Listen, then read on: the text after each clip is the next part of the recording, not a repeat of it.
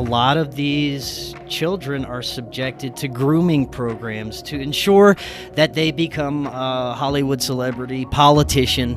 But what this essentially does, it's multi-generational torture, abuse, psychological abuse.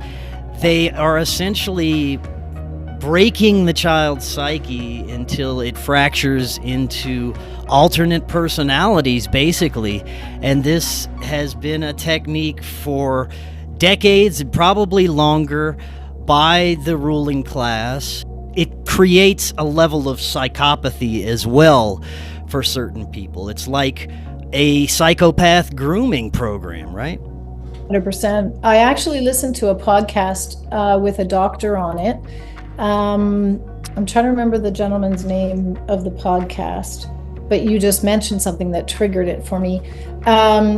This doctor has been treating survivors for a really long time. And what I didn't know, I knew that they also have a hierarchy. So they give you rewards for certain things that you will do. And, you know, like, let's just say it's a band around your arm. So if you have a white sort of sash, then, you know, you're at a certain level, and it's really, they reward this behavior. I knew all of that, but what I did not know, this doctor brought to my attention, was they have also, you're right, they create different personalities in these children.